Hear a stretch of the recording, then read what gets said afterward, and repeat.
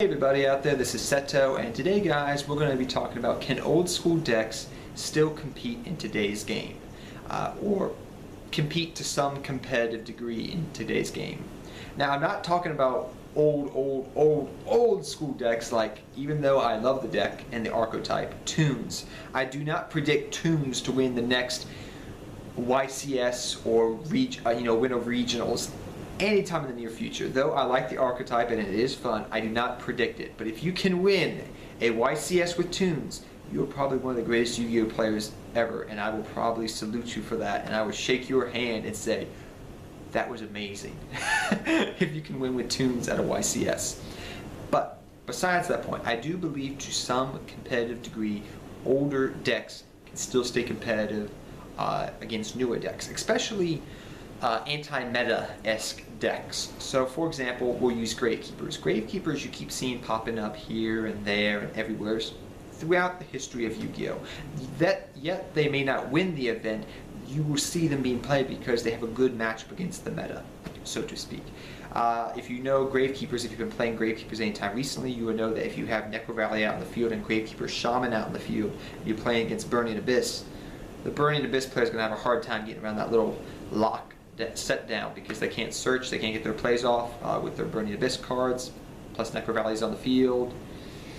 A little bit of a hard time because Shaman shuts down effects that kick off in the grave. So anti-meta decks, really, that old school anti-meta, some of them do have good matchups again across the board. Plus, I think to some degree, innovation does play a part in making older school decks more competitive in today's game. So overall, I am answering my question now saying that yes, I do believe to some degree that old school decks can stay competitive and beat top tier decks and top at events if properly piloted, if properly, you've done your homework on the deck, you know what you're doing. A good example was, I'll use two good examples. People may not remember this, but about a year ago, doing Dragon Ruler format, there was a guy that topped with X-Sabers. I don't remember any of the main players that topped with X-Sabers, but I remember that one guy that topped with X-Sabers. Because that, it had a decent to good matchup, and people find it unexpected. Surprise the enemy. Another one of Sun Tzu's Art of War's tactics. Surprise your enemy with not using a main meta deck, but using a deck that counteracts what they're doing. Gravekeepers can do that. There are other decks like that. Evil Swarm to some degree. Depending upon the format, there are other decks that fit that niche. But also, if you know what you're going to be facing in this tournament, you can pretty much pick an older school deck up that's cheaper and beat the more expensive, higher tier deck, quote unquote. I think it also, like I said earlier, what I was saying is, you have to know the format, you have to know what you're facing against, you have to maybe tech out your deck. Like I said, X-Sabers, that guy kind of had an idea of what, he had the element of surprise, and it had actually a decent matchup somewhat in that format. But there was another guy that I was watching recently, a deck profile of, and he topped 16 at a local regionals with gadgets.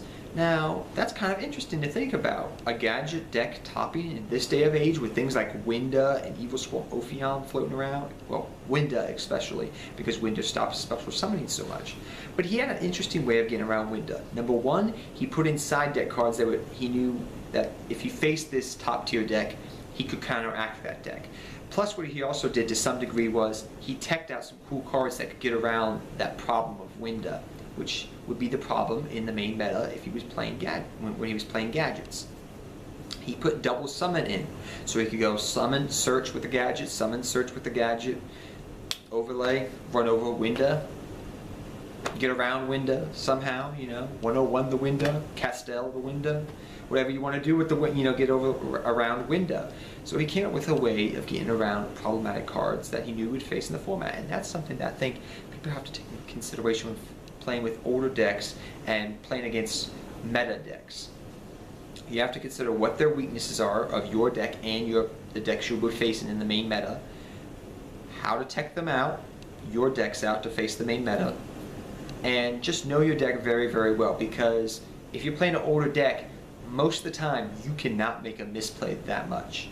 While decks nowadays, kind of to some degree, they do not punish players as badly for misplaying. Older school decks kind of had a tendency you have to be on your A game So that's just my thoughts and some food for thought on why I personally believe older school decks can win against new school the meta now, today and possibly in the future. So that's that. Excuse me, I'm tongue-tied here, guys. So that's just my thoughts. And until next time, take care, have fun dueling, good luck dueling. And what do you think? Do you think older school decks can win against main meta decks now and even going forward into the future a year from now? Do you think older school decks can still win? So till next time, guys, take care, everybody. Seto Kaiba, I'm out of here.